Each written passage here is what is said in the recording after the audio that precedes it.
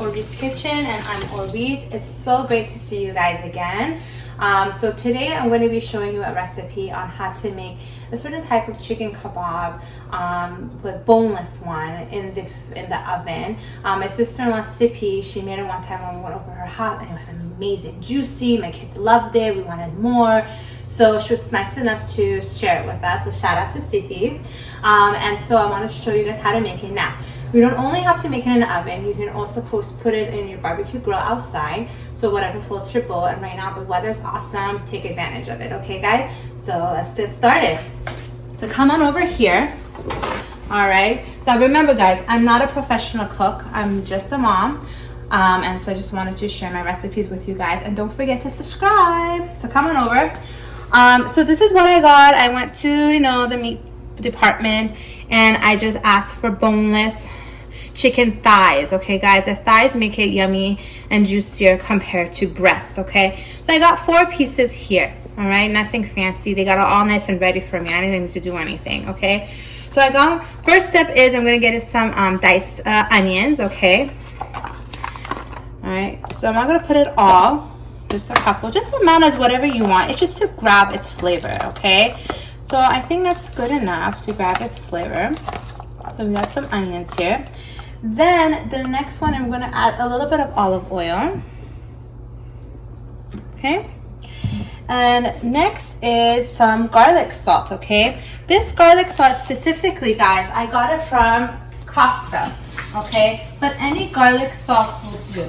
Garlic salt is actually really yummy in almost anything you cook, okay? So you don't necessarily have to put it in here. And in a lot of other recipes, it will taste really good as sippy. So I got my garlic salt here, okay? Gonna give it a nice, come on, nice little drizzle all over.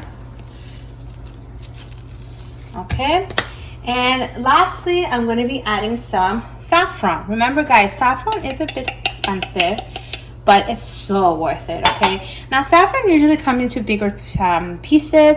You can put in the little blender type of thing and make it smaller, or squish it just to make it a little bit smaller if possible. Okay, now a lot of my recipes, guys, check it out, I do use saffron, like making rice, Persian rice.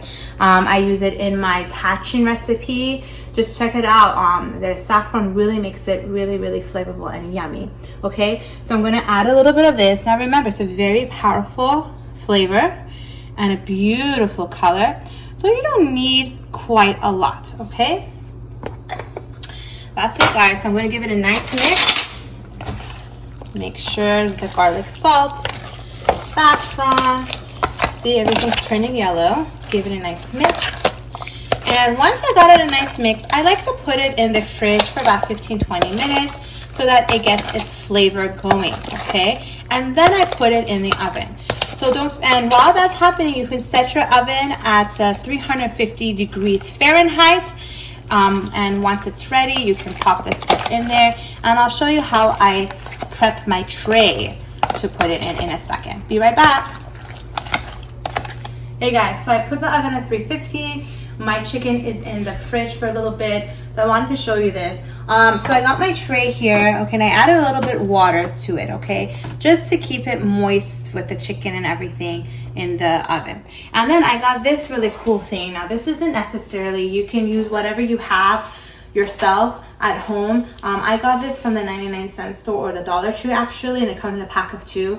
You can also use this, put this on your grill. This is awesome, okay? Because the reason is that I can just toss this afterward, because it's really messy after. So I put it on top of here under the water thing, and it just allows the juice to circulate and for it to drip down here instead of gathering here, and it makes the chicken even not so good. Okay, so I just really wanted to show you guys this. This is great. I get really excited. Sometimes unfortunately they don't have this all the time.